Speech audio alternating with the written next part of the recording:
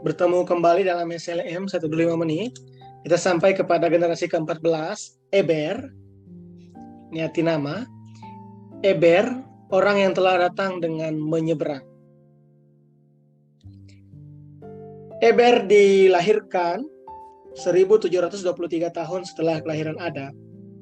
Eber memperanakan Peleg pada usia 34 tahun. Eber hidup 430 tahun lagi dan memperanakan anak-anak lelaki dan perempuan. Eber mati pada usia 464 tahun, 2187 tahun setelah kelahiran Adam.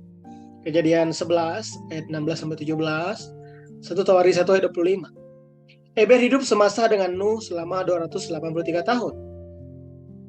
Eber hidup 64 tahun lagi, lebih panjang daripada Abraham. Eber hidup semasa dengan Ishak sampai Ishak berumur 139 tahun. Dan hidup semasa dengan Yakub sampai Yakub berusia 79 tahun. Nama Eber tercatat dalam silsilah Yesus Kristus dalam kitab Injil Lukas pasal 3 ayat 35. Nama Eber berasal dari kata Ibrani Abar yang mempunyai arti menyeberang. Berdasarkan akar kata tersebut, Eber berarti orang yang telah datang dengan menyeberangi atau diseberang. Kita bisa menduga arti nama Eber memberi petunjuk bahwa nantinya dia akan meninggalkan tanah dosa dan kejahatan dengan menyeberangi sungai Efrat, kemudian berjalan dalam sebuah perjalanan iman. Kata Eber dalam Hebrew atau Ibrani berasal dari akar kata yang sama. Fakta tersebut adalah sebuah pembuktian bahwa bangsa Ibrani adalah keturunan Eber dan bahwa Abraham, bapa bangsa Ibrani, dengan mengikuti jalan iman Eber telah menyeberangi sungai Efrat untuk memisahkan diri dari tanah dosa dan kejahatan. Kejadian 14 ayat 13. Di dalam Alkitab terdapat ekspresi yang unik mengenai Eber, yaitu Sem, bapa semua anak Eber. Kejadian 10 ayat 21. John Calvin menekankan pentingnya Eber di dalam komentarnya dengan satu ekspresi bahwa ayat tersebut adalah pendahuluan istimewa dari silsilah Sem. Alkitab menonjolkan Eber dengan seolah-olah memujinya. Bahkan sebelumnya menyebutkan satu persatu tokoh-tokoh di dalam silsilah Sem. Arpaksad dan Selah juga merupakan keturunan-keturunan Sem. Tetapi dengan mengesampingkan mereka, Eber dijadikan poros utama silsilah, sehingga seakan-akan Sem merupakan nenek moyang hanya bagi keturunan Eber. Tujuan utama dari ayat tersebut adalah untuk memberi penilaian yang tinggi untuk membanggakan perbuatan dan jasa iman Eber, dan mengajak pembaca untuk berkonsentrasi kepada Eber setelah Sem. Selanjutnya ayat tersebut berarti semua keturunan Eber berasal dari dia, dari Sem, dan juga memberikan penghargaan pada iman keturunannya, bukan hanya kepada Eber. Perubahan panggilan Allah Sem, Kejadian 9 ayat 26, menjadi Allah keturunan Eber, memperlihatkan bahwa jangkauan pemilihan dari antara keturunan Sem telah dibatasi secara khusus pada keturunan-keturunan Eber. Demikianlah Eber ditonjolkan sebagai tokoh yang sangat penting yang dihubungkan dengan Abraham, bapa iman, di dalam garis keturunan Sem. Kejadian 11 ayat 10 sampai 27. Eber menikmati umur terpanjang dari antara garis keturunan langsung Sem yang dilahirkan setelah Erbah. Tetapi setelah generasi Peleg, anak Eber, tampak fenomena khusus, yaitu terjadinya pengurangan umur manusia menjadi sekitar 200 tahun. Umur manusia diperpendek secara drastis menjadi setengah yang berhubungan langsung dengan dosa. Amsal 10 ayat 27. Mazmur 55 ayat 24 dikatakan, tetapi Engkau ya Allah akan menjerumuskan mereka ke lubang sumur yang dalam. Orang penumpah darah dan penipu tidak akan mencapai setengah umurnya, tetapi aku ini percaya kepadamu. Lewat pernyataan ayat tersebut kita dapat mengetahui bahwa umur panjang Eber adalah berkat yang diperolehnya sebagai hasil menjauhkan diri sepenuhnya dari dosa dan kejahatan, serta menjaga iman ketika pergerakan murtad pembangunan Menara Babel sedang giat berlangsung. Sebaliknya, diperpendeknya umur keturunan-keturunan Eber merupakan kutukan yang diterima sebagai hasil tidak mengikuti nenek moyang mereka menyeberangi sungai, tetapi bercampur dengan keturunan-keturunan Ham dan turut serta dalam pembangunan Menara Babel.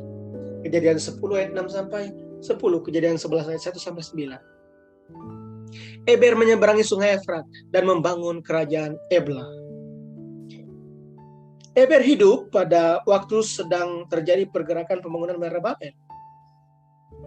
Ketika orang banyak yang berkhianat dan berpaling dari Allah, Eber menyeberangi sungai Efrat dari Mesopotamia, mendirikan negara kota besar yang bernama Kerajaan Ebla, dan melanjutkan iman yang ortodoks yang percaya kepada Allah Pencipta sebagai keturunan Saleh.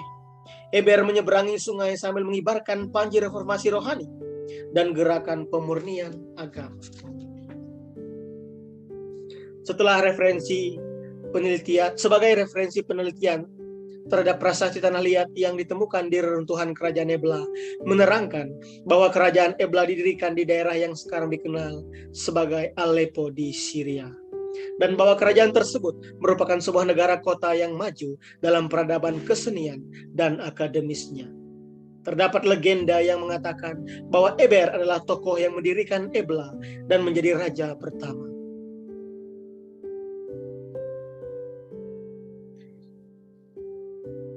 Menurut perhitungan tahun-tahun di Alkitab, Eber dilahirkan 1723 tahun setelah kelahiran Adam, 2391 sebelum Masehi.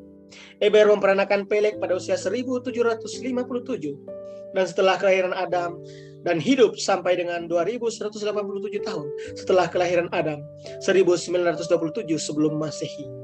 Oleh karena itu, kerajaan Ebla bertepatan dengan zaman Eber.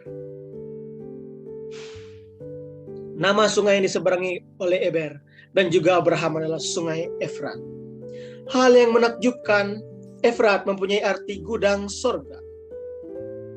Setelah benih ditaburkan, benih tersebut bertunas dan bertumbuh sehingga pada masa panen, gandum dikumpulkan ke dalam gudang sorga, tetapi jerami dilemparkan ke dalam api yang menyala-nyala. Orang-orang yang telah memisahkan diri dari tanah dosa dan kejahatan dengan menyeberangi sungai Efrat seperti Eber akan masuk ke dalam sorga sebagai gandum rohani. Namun orang-orang yang tidak menyeberangi Efrat, yang hidup sambil membangun Menara Babel, dan yang juga tetap tinggal di dunia dosa dan kejahatan adalah jerami yang tidak dapat masuk ke dalam kerajaan di dalam surga.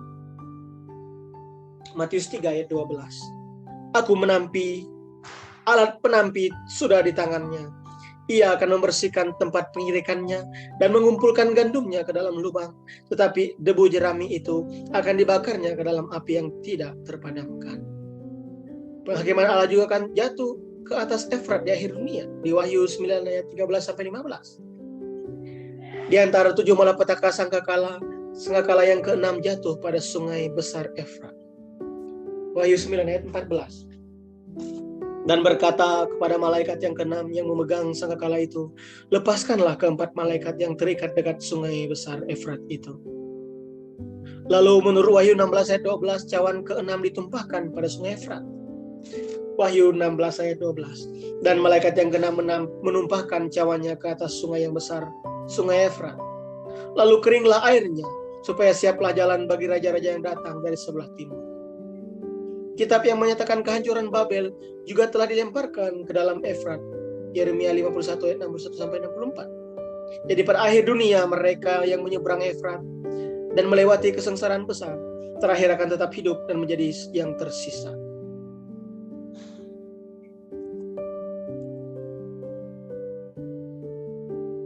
Allah Eber kemudian menjadi Allah Abraham. Setelah meninggalkan Ur Kasdim, Abraham juga menyeberangi sungai Efrat seperti Eber dan masuk ke tanah Kanaan.